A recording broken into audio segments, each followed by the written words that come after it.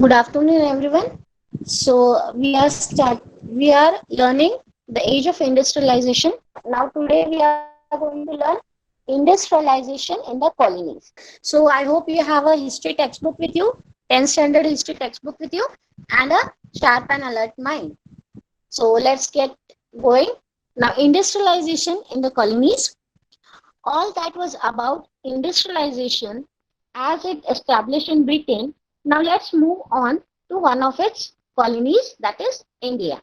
So how it came in and how it flourished or how it spread in India, we are going to look at this. India ruled the international market in terms of quality textile.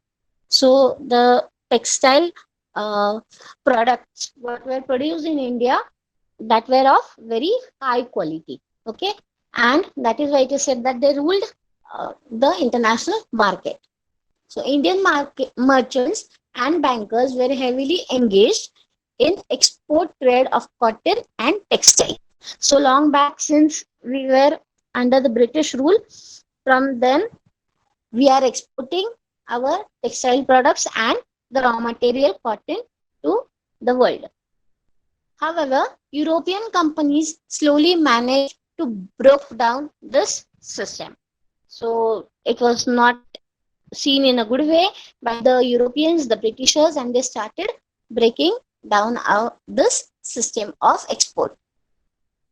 The East India Company put down certain trade restrictions and introduced incentives to the local weavers or artisans. Now, incentives, the real meaning is something that encourages you to do something, right? So apart from salary, incentives are given so that you work harder, you give a better quality in your work. So but in this sense, these incentives were in fact loans. As we know that the agricultural produce was not enough for the Indian peasants. We have studied this in the first PPT, right? That is why they supported the European merchants. So they took help of it and they gave incentives. That means they gave loan to the artisans and the peasants, the poor peasants here. Okay, artisans had to sell their wares only to appointed buyers. So priorly they had the freedom to sell it to anybody they feel are giving good price for their products. But now the East India Company, that is the Britishers, they made it compulsory to sell their products, their wares, to only the appointed buyers. And the appointed buyers were, of course, the officials or the persons appointed by the Britishers. Okay. Now, these buyers or traders were called gumastas. Okay. Gumastas were the traders or buyers from the side of the Britishers who used to buy the local artisans or peasants products or wares. Yeah, there were clashes between them and the artisans. However, the loans that they taken on bound them to the East India Company. So both ways they were suppressing the people. They were the artisans were not getting good amount, good price, because they have to sell it to only the gomastas. So they get less money. And apart from that, then when the time came to repay the loans, and the loans were also given by the Britishers. So if you have enough money in your hand, then and then only you can repay the loans, right? But if you get less money in your hand, like, then it's a problem.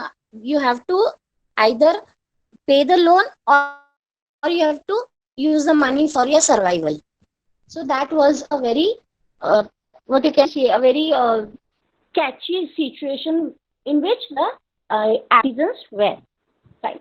The prices of artisans received for their ware began to fall and unrest began to seep in, enter the society. Okay, weavers and artisans rose in revolt, but that basically accounted to them migrating or shutting shop. They tried to revolt this, they tried to oppose all this system set by the Britishers, but ultimately they have, what was the result? That they have to migrate. They have to go from one place, leave their village and go to some other village or other town or some other place and shut their shops. None of these actions were really benefited them in any way. So migrating as well as shutting off the shop, that was not profitable to the uh, peasants or the artisans, right? By the end of 19th century, fresh problems awaited them. So as they moved towards, or as the citizens moved towards the end of 19th century, many more problems were awaiting for them. So now this was a very short PPT, and for today you have to read from the beginning of page 113, okay, uh, till the end of section 3.2. If you like our videos, do share them and subscribe to our channel. If you want awesome quizzes, write to us. Keep watching and keep learning with Walnut.